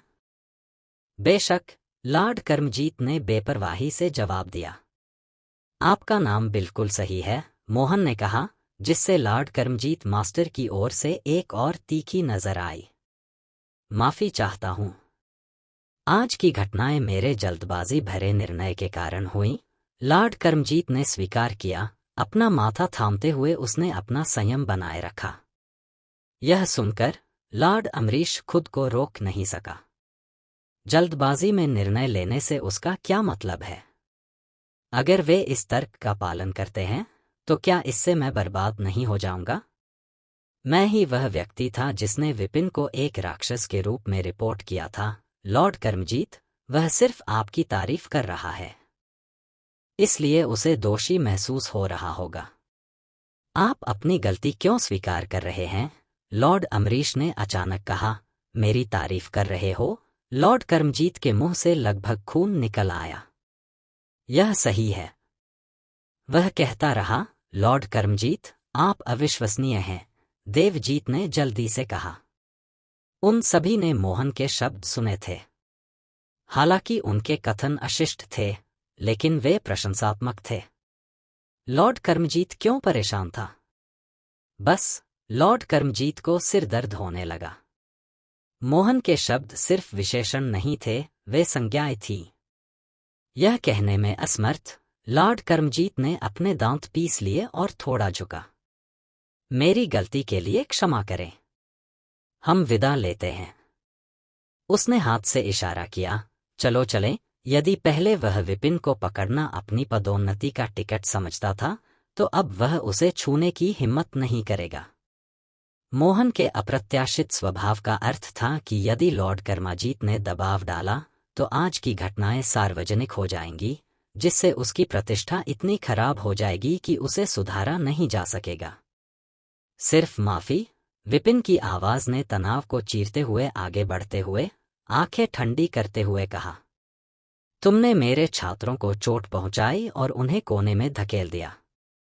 क्या तुम्हें लगता है कि एक साधारण माफी ही काफी है? आपका क्या मतलब है? युवा master Vipin, lord Karamjeet master रुक गया और भौहें सिकोड़ ली। उनसे माफी मांगो। विपिन ने अपने 3 छात्रों की ओर इशारा किया। तुम मजाक कर रहे हो? लॉर्ड कर्मजीत की आंखें सिकुड़ गईं। मैं एक आधिकारिक भाग्य गुरु हूं, एक प्रतिष्ठित व्यक्ति। वे बिना साधना के सिर्फ छात्र हैं। मैं उनसे माफी क्यों मांगूं? टीचर, इसकी कोई जरूरत नहीं है।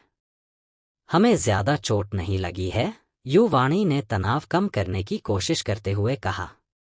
यहां तक कि उसके साथियों ने भी सिर हिलाया, आभारी लेकिन लॉर्ड कर्मजीत को भड़काने के खतरे के बारे में जानते हुए। सिर्फ वे ही नहीं, बल्कि सिटी लॉर्ड और डीन भी स्तब्ध रह गए। जब उन्होंने विपिन को चेतावनी दी थी, तो उन्होंने कल्पना भी नहीं की थी कि वह इतने निर्णायक ढंग से स्थिति को बदल देगा। विपिन ने दृढ़ता से कहा, यह जरूरी है या नहीं, यह आप पर निर्भर नहीं है। जब आप कोई गलती करते हैं, तो आपको माफी मांगनी चाहिए। यही नियम है, एक अपरिवर्तनीय सत्य। करमजीत का गुस्सा भड़क उठा, लेकिन वह जानता था कि विपिन की पृष्ठभूमि को समझे बिना जल्दबाजी में कोई कदम नहीं उठाना चाहिए। गहरी सांस लेते हुए उसने कहा, यह सच है कि मैंने गलत सूचना पर काम किया और आपके छात्रों को चोट पहुंचाई। मैं सुधार करने के लिए तैयार हूं। वह लॉर्ड अमरीश की ओर मुड़ा। वे 3 भाग्य डिस्क कहाँ हैं जिन्हें लाने के लिए मैंने तुम्हें कहा था? उन्हें विपिन को दे दो।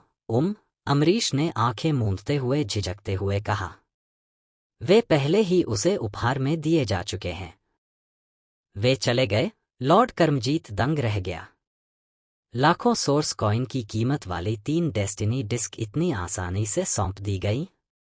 हाँ। अमरीश की शर्मिंदगी साफ झलक रही थी। 3 दिनों में उसने गलत व्यक्ति के पीछे पड़कर 10 लाख से ज्यादा सोर्स कॉइन खो दिए थे। कोई विकल्प न होने पर लॉर्ड कर्मजीत ने विपिन को संबोधित किया। मैं डेस्टिनी हॉल को सूचित करूंगा और सुनिश्चित करूंगा कि वे प्रतिस्थापन भेजें। निश्चिंत रहें, मैं अपने वचन से पीछे नहीं हटूंगा। यह सब सिर्फ सॉरी कहने से बचने के लिए। विपिन की भौहें सिकुड़ गईं। लॉर्ड कर्मजीत का धैर्य जवाब दे गया। और अगर मैं माफी मांगने से इनकार कर दूं तो? तुम माफी मांगोगे? विपिन ने आगे बढ़ते हुए कहा। उसके जेड बोन दायरे की शक्ति बढ़ गई और उसने एक पल में दूरी कम कर दी। सूक्ष्म संकेत कि वह सचमुच आपसे प्यार करती है। आप विश्वास नहीं करेंगे, माफी सिर्फ शब्द थे। अगर टकराव की जरूरत होती तो यह निरपेक्ष होता, यह सुनिश्चित करते हुए कि उसके अधिकार को मान्यता दी जाए और उसका सम्मान किया जाए। बेशर्म, अमरीश ने बचाव के लिए कहा। भाग्य रक्षक के रूप में उसकी भूमिका की मांग थी कि वह अपने जीवन की कीमत पर भी लॉर्ड कर्मजीत की रक्षा करे। जैसे ही अमरीश की जेड बोन दायरे की पूरी शक्ति बढ़ी, हवा फट गई। उसका प्रहार हथौड़े की तरह भयंकर और अडिग था। ध्यान रहे, टीचर विपिन, सिटी लॉर्ड और डीन चिल्लाए। लेकिन विपिन ने पीछे नहीं हटते हुए सीधे मुक्के से हमले का सामना किया। उसके लिए अब सब खत्म हो चुका है।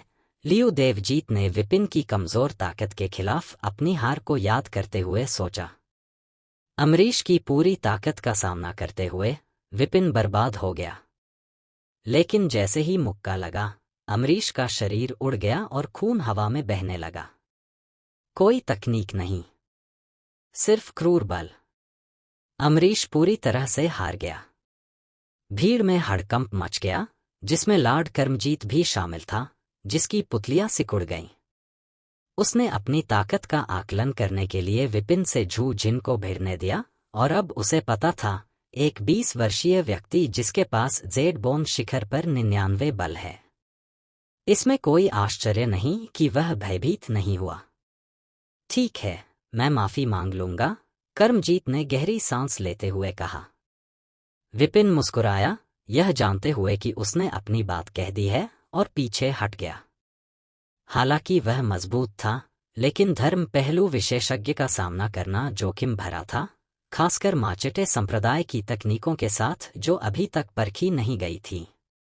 लॉर्ड कर्मजीत ने युवाणी, लियू मानसी और विनय की ओर झुककर प्रणाम किया। मैंने जो नुकसान पहुंचाया है उसके लिए मुझे माफ कर दो। मैं, कर्मजीत, ईमानदारी से माफी मांगता हूं। सिर्फ शब्द, मोहन ने बीच में कहा। अमरीश, लॉर्ड कर्मजीत ने कठोर भाव से पुकारा। हाँ, अमरीश ने आगे बढ़कर सोर्स कॉइन नोट दिखाए। कर्मजीत ने राशि की पुष्टि की और उसे युवाणी को सौंप दिया। यह मुआवजे के तौर पर 300,000 सोर्स कॉइन है। वाणी ने हाँफते हुए मार्गदर्शन के लिए अपनी शिक्षिका की ओर देखा। उसने कभी इतना पैसा नहीं देखा था। ले लो, विपिन ने निर्देश दिया। लॉर्ड कर्मजीत मास्टर की ओर पीठ करके उसने कहा, यह आखिरी बार हो। अब चले जाओ। अपनी आंखें सिकोड़ते हुए लॉर्ड कर्मजीत मास्टर ने अंततः कुछ नहीं कहा और जाने के लिए मुड़ गया। उस समय तो उसने इससे भी अधिक अपमान सहा था और अब तक किसी तरह बच निकला था।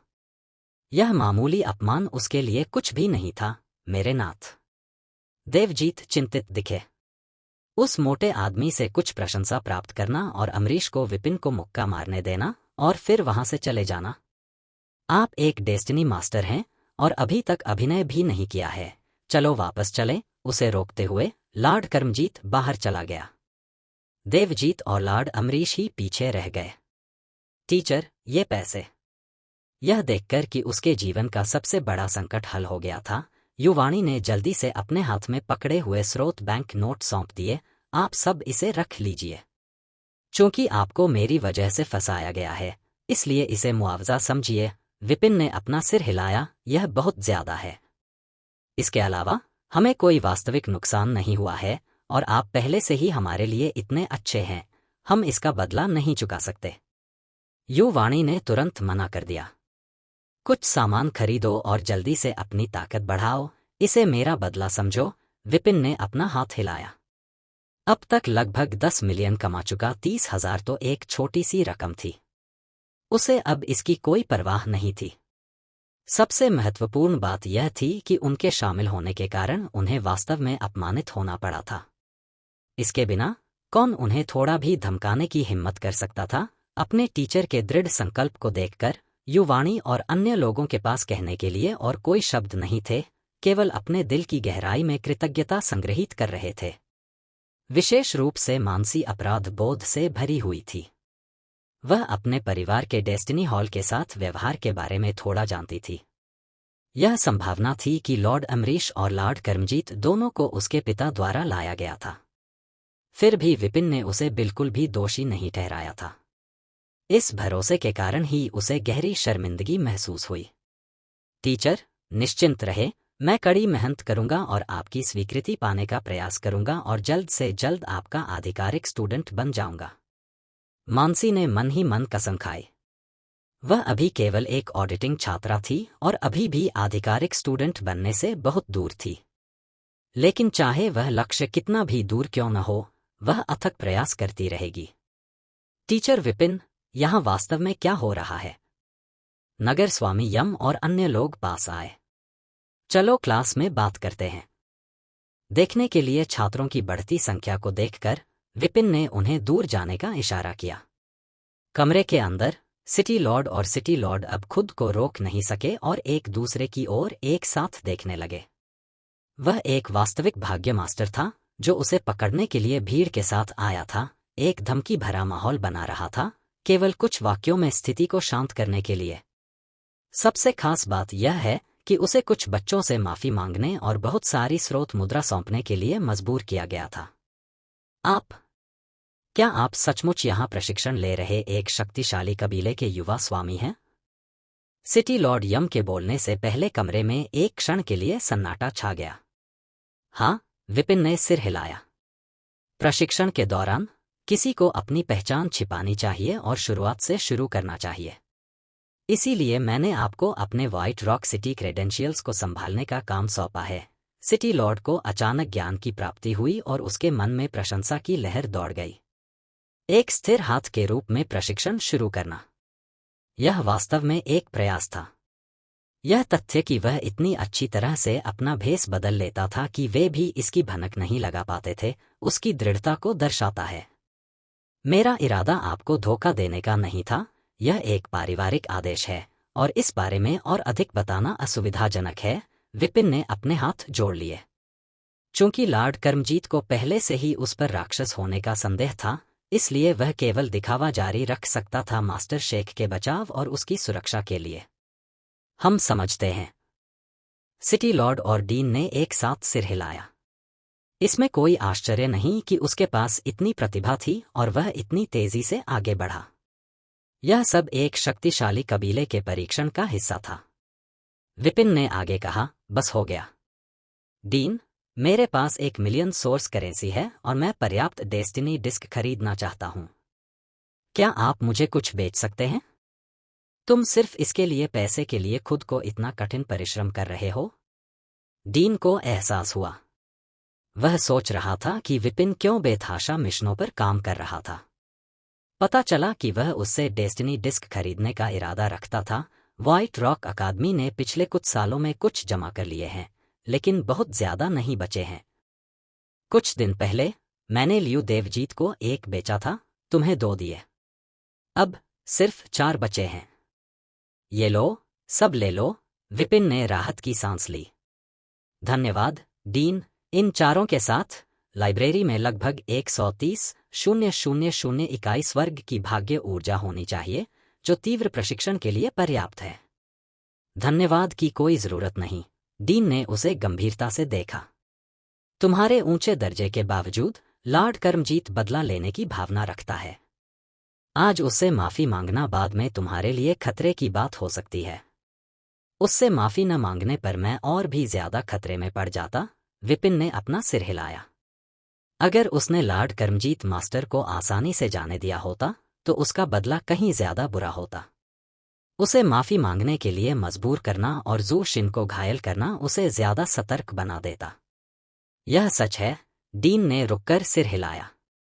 उसने यह उम्मीद नहीं की थी कि इतने वर्षों के अनुभव के बाद भी वह युवक चीजों को इतनी स्पष्टता से देख सकता है। डेस्टिनी मास्टर्स डेस्टिनी का पता लगा सकते हैं और उसमें हेरफेर कर सकते हैं। बहुत सावधान रहें, सिटी लॉर्ड ने कहा। विपिन ने भौहें सिकोड़ी। भाग्य का पता लगाना? सिटी लॉर्ड ने सिर हिलाया। हाँ, हर किसी का अपना भाग्य होता है। एक बार जब यह पता चल जाता है तो डेस्टिनी मास्टर लाभकारी धाराओं को काट सकता है या भाग्य ताले लगा सकता है, जिससे सबसे मजबूत व्यक्ति भी बच नहीं सकता। यही कारण है कि वे डरते हैं। विपिन उलझन में था। तुम्हारा क्या मतलब है? सिटी लॉर्ड यम ने समझाया। इसका वर्णन करना कठिन है, लेकिन एक उदाहरण इसे स्पष्ट कर सकता है। मान लीजिए कि आपके पास अपने जीवनकाल में 1 बिलियन स्रोत मुद्रा अर्जित करने का भाग्य है और ऐसा करने का अवसर आपके जीवन में किसी विकल्प पर आता है। एक डेस्टिनी मास्टर इस घटना को डेस्टिनी की नदी में पा सकता है और या तो इसे नष्ट कर सकता है या इसे विलंबित करने के लिए डेस्टिनी लॉक का उपयोग कर सकता है। इसलिए इसे 30 पर प्राप्त करने के बजाय आप इसे केवल 80 पर प्राप्त कर सकते हैं। दोनों एक ही परिणाम की ओर ले जाते हैं, लेकिन इसे युवावस्था में प्राप्त करना और अपनी मृत्युशैया पर प्राप्त करना बहुत अलग है। विपिन समझ गया। भाग्य को बदला नहीं जा सकता, लेकिन उसके समय को बदला जा सकता है। अगर उसके खिलाफ ऐसी साजिश रची गई तो यह परेशानी का सबब बन जाएगा। क्या इससे बचने का कोई रास्ता है? उसने कुछ देर बाद पूछा। सिटी लॉर्ड ने उत्तर दिया, भाग्य के स्वामी के पास निश्चित रूप से अपने भाग्य की रक्षा करने के तरीके हैं, लेकिन मुझे विशिष्ट तरीके नहीं पता। जब वे बात कर रहे थे, व्हाइट रॉक अकादमी से बची हुई 4 डेस्टिनी डिस्क लाई गईं। विपिन ने डीन को 800,000 स्रोत मुद्रा सौंपी। चीजों के लिए सीधे भुगतान करना एहसान करने से बेहतर था। कुछ और सवाल पूछने के बाद और यह महसूस करने के बाद कि उन्हें डेस्टिनी मास्टर्स के बारे में ज्यादा जानकारी नहीं है, विपिन ने पूछना बंद कर दिया और ऊपर देखा। क्या हमारे पास यहाँ पर्याप्त दिव्य आत्मा क्षेत्र तकनीकें हैं? डीन ने जवाब दिया, अकादमी में लगभग 1 दर्जन हैं। अगर एल्डर विपिन चाहें तो मैं उन्हें आपके लिए ला सकता हूँ। सिटी लॉर्ड यम ने कहा। सिटी लॉर्ड के महल में और भी किताबें हो सकती हैं, लेकिन 20 से ज्यादा नहीं। 10 या 20, विपिन ने भौहें सिकोड़ी। स्वर्ग पथ तकनीक बनाने के लिए यह बहुत कम था। पहले उन्हें यहां लाओ। क्या वैसलीन झुर्रियों को मिटा सकती है? जानिए क्या है यह बात। वह उपयुक्त मैनुअल बनाने के लिए स्वर्ग के पथ आदेश क्षमता का उपयोग करने में सक्षम हो सकता है। लियू परिवार के हॉल में पिन गिरने की आवाज सुनाई दी। लियू देवजीत सावधानी से बैठा था, सांस लेने की हिम्मत नहीं कर रहा था। अज्ञात समय के बाद अमरीश ने अविश्वसनीय रूप से पूछा, लॉर्ड कर्मजीत, क्या वह आदमी वास्तव में एक महान परिवार का युवा स्वामी है? लॉर्ड कर्मजीत मास्टर ने सिर हिलाया। इतनी कम उम्र में जेड-बोन क्षेत्र प्राप्त करना बहुत संभव बनाता है। लेकिन अगर वह ऐसा कर भी ले तो क्या होगा? हर साल कई महान उत्तराधिकारी प्रशिक्षण के लिए बाहर जाते हैं, और केवल वे ही पद और गौरव प्राप्त करते हैं जो जीवित लौटते हैं। अन्यथा वे आम लोगों से अलग नहीं हैं।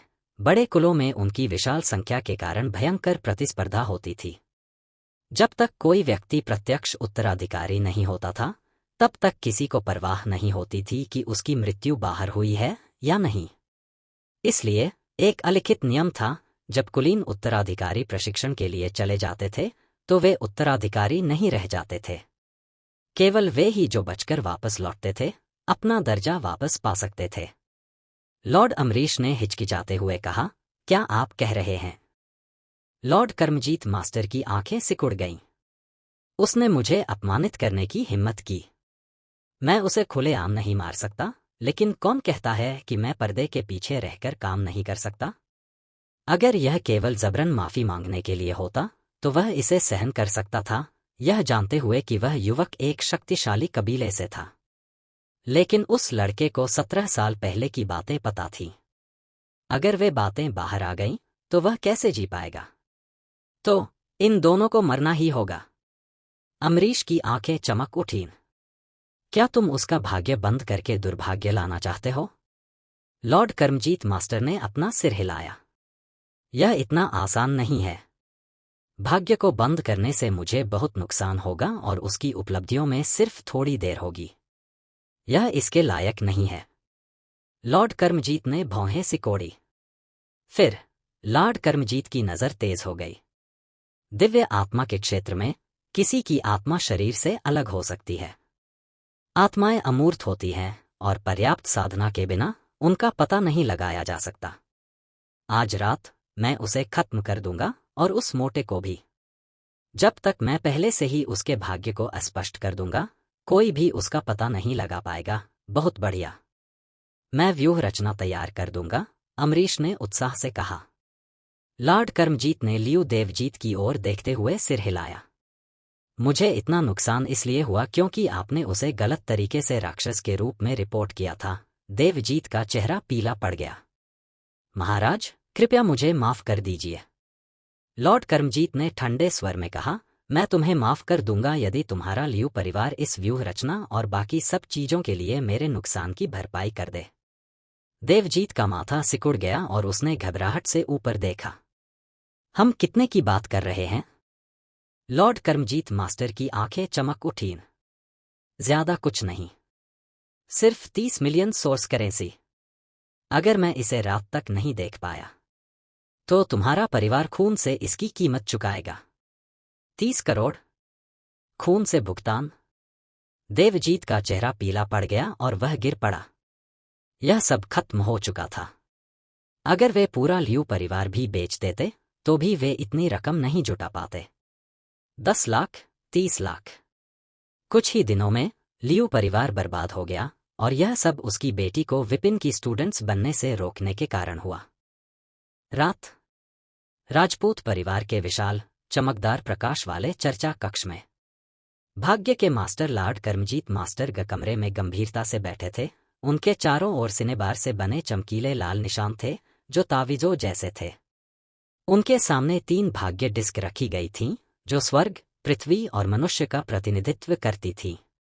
4 दिशाओं में पूर्व, दक्षिण, पश्चिम और उत्तर 4 स्रोत जानवरों का खून रखा गया था। ड्रैगन सर्प, लोहे के दांत वाला निचला बाघ, हरे पंखों वाला ब्लैकबर्ड और फॉस्फोरेसेंट बख्तरबंद कछुआ, जो 4 संरक्षक दिव्य जानवरों का प्रतिनिधित्व करते हैं। लॉर्ड कर्मजीत ने अपनी उंगली काटी और डिस्क को हल्के से छुआ, जिससे उनमें से एक हल्की चमक निकली। एक पल में स्वर्ग की भाग्य ऊर्जा की अनगिनत लहरें बाहर निकल आईं। भाग्य को अपनी ढाल बनाकर उसकी आत्मा अविनाशी होगी, उसे कोई हानि नहीं पहुंचेगी। अनुष्ठान पूरा करने के बाद उन्होंने पास की वेदी में एक विशेष लंबी अगरबत्ती जलाई। वह जल उठी और हल्के नीले रंग का धुआं निकलने लगा। इस रिटर्निंग सोल इंसेंस की रक्षा करो। सुनिश्चित करो कि यह बुझ न जाए। इसके जलने में जितना समय लगेगा, मैं उन दोनों को मार डालूंगा और आसानी से वापस आ जाऊंगा, लॉर्ड कर्मजीत ने आदेश दिया। हाँ, लॉर्ड अमरीश और लियू देवजीत एक सुर में झुके। रिटर्निंग सोल इंसेंस आत्मा के लिए एक लंगर था। आमतौर पर लॉर्ड कर्मजीत का धर्म पहलू असाधारण रूप से मजबूत नहीं था और बहुत दूर जाने से उसे विशाल दुनिया में खुद को खोने का जोखिम था। इस लंगर के साथ, भाग्य के मार्गदर्शन के साथ, वह आसानी से वापस आ सकता था। अगर धूप बुझा दी जाए तो उसका धर्म पहलू एक निश्चित समय के भीतर वापस नहीं आ पाएगा और उसके शरीर के पोषण के बिना उसकी आत्मा विघटित हो जाएगी, जिससे उसकी मृत्यु हो जाएगी। जाना। एक धीमी चीख के साथ लॉर्ड कर्मजीत का शरीर ध्यान में बैठा हुआ स्थिर रहा, जबकि उसके पीछे एक विशाल आकृति उभरी। यह एक सटीक प्रतिकृति थी, लेकिन छायादार और स्वर्ग की भाग्य ऊर्जा की रोशनी के बिना मुश्किल से दिखाई दे रही थी। यह उसका धर्म पहलू था, जो उसकी आत्मा की शक्ति से बना था। जैसे ही वह दिखाई दिया, लॉर्ड अमरीश और लियू देवजीत को अपनी आत्मा में गहरी सिहरन महसूस हुई। वे सीधे खड़े रहने के लिए संघर्ष करने लगे। यह आत्मा को कुचलने वाला दबाव था, जिसका प्रतिरोध केवल समान स्तर के साधना वाले लोग ही कर सकते थे। उनकी प्रतिक्रिया देखकर लॉर्ड अमरीश ने संतोष में सिर हिलाया।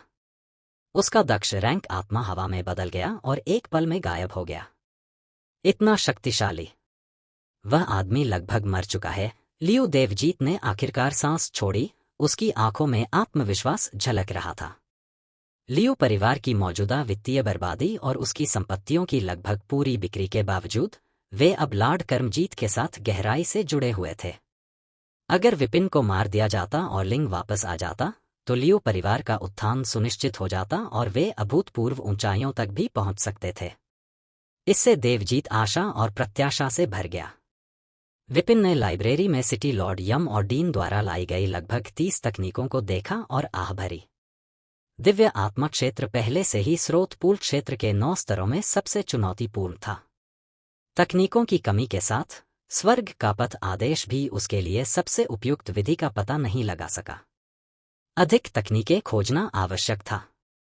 व्हाइट रॉक सिटी की उपलब्ध दिव्य आत्मा तकनीकें अकादमी और सिटी लॉर्ड्स मेंशन के बाहर मो, लियू और वांग परिवारों से एकत्रित होने पर 50 से अधिक नहीं हो सकती थी। फिर भी यह संख्या उसकी जरूरतों के लिए अपर्याप्त थी। कोई बात नहीं, मैं अपना प्रशिक्षण रोककर मोहन की जांच करूंगा, ऐसा कहकर वह कमरे से बाहर निकल गया और उस जगह चला गया जहां सुन कियांग आंगन में अभ्यास कर रहा था। युवा गुरु, मोहन तेजी से उठे। आप पहले ही एनर्जी स्टोरेज से बॉडी टेम्परिंग तक आगे बढ़ चुके हैं। बुरा नहीं है, विपिन ने सिर हिलाया और इशारा किया कि स्वर्ग की भाग्य ऊर्जा की 2000 इकाइयां मोहन के स्रोत पूल में प्रवेश कर गई हैं। पिछली बार मैंने तुम्हारे लिए जो जगह बनाई थी, वह अपर्याप्त स्वर्ग की भाग्य ऊर्जा के कारण पूरी तरह से स्थिर नहीं थी। अब यह सुरक्षित होना चाहिए। आरोही के रूप में उनके पास स्वाभाविक रूप से स्रोत पूल की कमी थी। मोहन की साधना में सहायता करने के लिए विपिन ने विशेष रूप से उसके भीतर एक छोटी सी जगह बनाई थी, ताकि वह एक के रूप में कार्य कर सके। हालांकि यह बहुत बड़ा नहीं था, लेकिन पहले अवशोषित की गई स्वर्ग की भाग्य ऊर्जा की 1000 इकाइयां अपर्याप्त थीं। अब 3000 इकाइयों के साथ इसने एक स्थिर स्तंभ का निर्माण किया। विपिन ने मोहन को मेरिडियन अनक्लॉगिंग, ऑर्गन्स ईजिंग और जेड बोन स्टेज के लिए लिखित तकनीकें सौंपी। उन्होंने फिर से इशारा किया, स्वर्ग के पथ स्रोत ऊर्जा की कई धाराओं को मोहन के मेरिडियन में भेजा। यदि साधना के दौरान आपको कोई रुकावट आती है, तो उसे दूर करने के लिए मेरी सच्ची ऊर्जा का उपयोग करें। स्रोत दुनिया खतरों से भरी हुई थी, इसलिए सन कियांग की ताकत में तेजी से सुधार होना था। स्वर्ग के पथ स्रोत ऊर्जा मेरिडियन को अनब्लॉक करने के लिए एकदम सही थी। धन्यवाद युवा मास्टर। मोहन की आवाज कृतज्ञता से कांप उठी। अपना प्रशिक्षण जारी रखें। बिना कुछ और कहे मोहन अपने कमरे में लौट आया और जल्द ही विपिन वर्ल्ड में प्रकट हुआ। पहले अपर्याप्त स्वर्ग की भाग्य ऊर्जा के कारण प्रत्युष और अन्य के लिए बनाए गए स्रोत पूल केवल कंकाल ढांचे थे। अब पर्याप्त ऊर्जा के साथ वह उन्हें समेकित कर सकता है और उन्हें अधिक प्रभावी ढंग से प्रशिक्षित करने में मदद कर सकता है। विपिन के जाने के कुछ ही देर बाद चांदनी से जगमगाते आंगन में ठंडी हवा चलने लगी। जैसे ही एक छायादार आकृति उभरी, ठंड और बढ़ गई। विपिन और वह मोटा आदमी, तुम दोनों मर जाओगे। लॉर्ड कर्मजीत मास्टर के दक्ष रैंक ने सुनकर क्षेत्र को स्कैन किया। वह उद्दाम मोटा आदमी जिसने उसे उजागर किया था, पास में ही प्रशिक्षण ले रहा था।